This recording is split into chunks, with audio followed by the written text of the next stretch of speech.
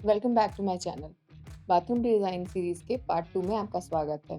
इस वीडियो में हम टाइल का साइज़ क्या लेना चाहिए, वॉल पे आपको टाइल कहाँ तक लेनी चाहिए और डब्ल्यूसी या वॉश बेसिन कैसा लेना चाहिए, मिरर कहाँ लेना चाहिए, कैसे लेना चाहिए, लाइटिंग कैसी होनी चाहिए, इन सब चीज़ों के बारे में डिटेल में बात करने वाले हैं। और जो भी डिज़ाइन का पार्ट है वो हमने पार्ट 1 में बात की है कि कैसे आपको अपना बाथरूम डिज़ाइन करना चाहिए। वेट एरिया, ड्राई एरिया कहाँ लेना चाहिए, कैसे लेना चाहिए, तो उसको समझने के लिए आप पार्ट 1 भी ज़रूर देखें। वीडियो के एंड में एक्स्ट्रा टिप्स हैं, तो वीडियो को एंड तक ज़रूर देखें। नमस्कार दोस्तों, मेरा नाम है Nidhi Tiwari, I am an architect. चलिए वीडियो को शुरू करते हैं। सबसे पहले हम ये डिस्कस करेंगे कि क्या साइज़ का टाइल लेना चाहिए हमको छोटे बाथरूम में। कभी भी हमको छोटे बाथरूम में फ्लोर हो या वॉल हो, छोटे साइज़ की टाइल्स नहीं लेनी चाहिए। छोटे टाइल्स मतलब बहुत सारे जॉइंट्स, तो जितने जॉइंट्स दिखते हैं आपका एरिया उतना ही छोटा लगने लगता है, उतने ही पार्ट्स में डिवाइड हो जाता है, तो वो चीज़ बिल्कुल नहीं करनी है हमको। आपको फ्लोर में 2 फीट बाय 2 फीट की साइज़ परफेक्ट रहेगी, कोई एक्स्ट्रा ज़्यादा वेस्टेज नहीं होगी आपकी। और वॉल के लिए आप 32 इंच बाय 64 इंच की टाइल्स ले सकते हैं। ये टाइल्स लेते हुए ये ज़रूर आपको ध्यान में रखना है कि आपको स्पेसर्स नहीं लेना टाइल के बीच में। हम बड़ी टाइल्स इसीलिए ले रहे हैं कि ताकि ज़्यादा जॉइंट्स दिखाई ना दें। तो आपको 2 टाइल्स के बीच में मिनिमम गैप रखना है और ये देखना है कि कम से कम आपको जॉइंट्स दिखाई दें। जब आपको जॉइंट्स नहीं दिखाई देते हैं, तो पूरा एरिया आपको सीमलेस लगता है। आपकी आँख कहीं जाके रुकती नहीं है ऐसे जॉइंट्स की वजह से, तो आपको बाथरूम बड़ा दिखने लगता है। दूसरी चीज़ पे चलते हैं। सबसे ज़्यादा कॉमन क्वेश्चन है ये कि आपको टाइल किस हाइट तक लेनी चाहिए। तो अगर आपका बाथरूम छोटा है या बड़ा है, तो आपको टाइल 7 फीट तक या 8 फीट तक नहीं लेनी चाहिए। आपको पूरा सीलिंग तक आपकी टाइल को लेके जाना है। इसके 2-3 फ़ायदे हैं। सबसे बड़ा फ़ायदा तो ये, अगर सीलन आती भी है, तो आपकी टाइल के पीछे छुप जाती है वो वॉल पे जो थोड़ा-सा गैप रहेगा उसमें वो दिखाई नहीं देगी। सबसे बड़ा एडवांटेज। दूसरी चीज़, जब आप टाइल ऊपर तक लेते हैं तो वो डिवाइड नहीं होता आपका एरिया कि अच्छा इधर से वॉल शुरू हो रहा है, यहाँ तक टाइल आ रही है। तो उससे ना हाइट कम हो जाती है आपकी बाथरूम की। और अगर आप टाइल को ऊपर तक लेते हैं तो आपकी जो वॉल की हाइट है वो ज़्यादा लगने लगती है। ऐसे आपके बाथरूम का एरिया ज़्यादा लगने लगता है। तो इसलिए आपको टाइल को पूरा सीलिंग तक लेके जाना है, बीच में 7 फीट पे 8 फीट पे नहीं रोकना उसको। वो आपकी टाइल का खर्चा तो थोड़ा-सा बचा देगा, लेकिन आपकी बाथरूम की लुक को खराब कर देगा। तो ये आपको नहीं करना है। अब हम ये बात करते हैं कि आपको कौन-सी टाइल यूज़ करनी चाहिए बाथरूम में। तो आपको बेस्ट जो टाइल रहती है बाथरूम की, वो विट्रिफाइड टाइल रहती है। फ्लोर के लिए आपको anti skid vitrified tile use करनी चाहिए, जो कि स्लिप नहीं होती है। आप आराम से बाथरूम यूज़ कर सकते हैं अगर आप विट्रिफाइड टाइल्स यूज़ कर रहे हैं तो। सेरेमिक टाइल्स पे फिसलन का काफ़ी ज़्यादा खतरा रहता है। तो इसलिए बाथरूम में आपको विट्रिफाइड टाइल्स ही यूज़ करनी चाहिए। अब हम ये बात करते हैं कि आपको वॉल हंग डब्ल्यूसी लेना चाहिए, वॉश बेसिन लेना चाहिए या फिर फ्लोर माउंटेड। तो देखिए, छोटे बाथरूम में जितना आपको फ्लोर एरिया दिखता है ना, उतना आपको इल्यूज़न रहता है, उतना आपको लगता है कि ज़्यादा बड़ा है स्पेस।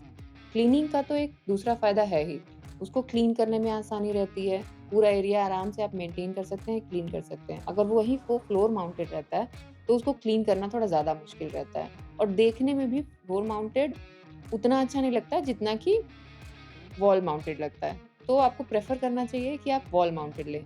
बस एक चीज़ का आपको ध्यान रखना है कि अगर आप डब्ल्यूसी वॉल माउंटेड ले रहे हैं, तो उसके पीछे की दीवार आपको थिक होनी चाहिए। मतलब अगर 4.5 इंच की वॉल है, तो उसके आगे आपको एक प्रॉपर टो वॉल बनानी पड़ेगी, उसके ऊपर आप वॉल हंग लेंगे।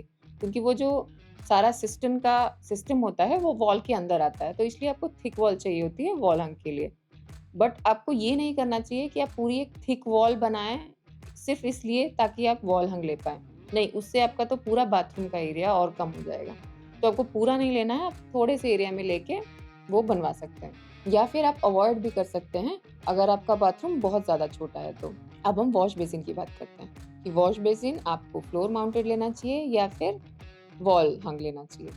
तो अगर आप वॉल हंग लेते हैं, तो उसमें आपको स्टोरेज बनाने के लिए थोड़ा एक्स्ट्रा स्पेस मिल जाता है। ये सबसे बड़ा फ़ायदा है। दूसरा ये फ़ायदा है कि आपका नीचे क्लीनिंग के लिए आराम से क्लीन हो जाता है। तो आपको इस ऑप्शन के बारे में ज़रूर सोचना चाहिए। चलिए अब सबसे इम्पोर्टेंट टॉपिक कलर कॉम्बिनेशंस की बात कर लेते हैं कि आपको टाइल्स किस कलर की लेनी चाहिए, कैसे लेनी चाहिए।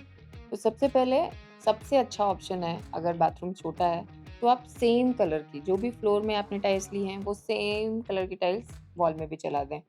बहुत ही सीमलेस लगता है, बहुत ही मॉडर्न लगता है और बहुत ही सुंदर लगता है और आपके बाथरूम का एरिया डेफ़िनिटली आपको बड़ा लगने लगता है। दूसरा ऑप्शन, अगर आप नहीं लेना चाहते दोनों सेम, तो आप फ्लोर का टाइल डिफरेंट ले सकते हैं और वॉल की टाइल डिफरेंट ले सकते हैं। बट कोशिश आप ये करें कि आप लाइट ही लें, लाइट कलर की टाइल्स ही लें। आप डार्क कलर की टाइल्स छोटे बाथरूम में ना यूज़ करें। अब अगर आप कह रहे हैं कि नहीं, मुझे तो कुछ कलर एक्स्ट्रा डार्क कलर चाहिए ही चाहिए बाथरूम में, तो फिर आप क्या कर सकते हैं? तो आप जगह चूज़ कर सकते हैं कि आप वॉश बेसिन के पीछे की वॉल या फिर शावर एरिया में जो आपकी वॉल है, जिस पे आपका शावर आएगा, टैप आएगा, वो वाली वॉल। उन दोनों में से कोई भी एक जगह आप डार्क कलर की टाइल यूज़ कर सकते हैं। टाइल या पत्थर जो भी आप लेना चाहते हैं वो यूज़ कर सकते हैं। उसको ओवरडू ना करें, सिर्फ़ एक जगह पे ही लगाएँ। एक जगह पे लगाने पे वो आपको एक फ़ोकस पॉइंट मिल जाता है, जिसकी वज़ह से वो ज़्यादा अच्छा दिखाई देता है। अभी तक अगर आप ये वीडियो देख रहे हैं और आपको कुछ भी अच्छा लगा है, तो इस पार्ट को स्किप ना करें। फटाफट से पहले सब्सक्राइब का बटन दबाएँ, क्योंकि बाद में आप भूल जाएँगे सब्सक्राइब करना। और इसको लाइक करें और कमेंट करके बताएँ कि क्या नई चीज़ आपने सीखी इस वीडियो से, और अगर कोई कन्फ्यूज़न है तो वो भी आप कमेंट में पूछ सकते हैं। चलिए अब एक्स्ट्रा टिप्स की तरफ चलते हैं। सबसे पहली और सबसे इम्पोर्टेंट बात कि कभी भी आपको छोटे बाथरूम के फ्लोर में पैटर्न वाली टाइल्स नहीं लगानी चाहिए। ज़िगज़ैग टाइल्स या कोई और पैटर्न बना हुआ है या कुछ फ्लावर बना हुआ है, नहीं, ऐसा नहीं करना है। वो बहुत ही बिज़ी कर देगा आपके बाथरूम को।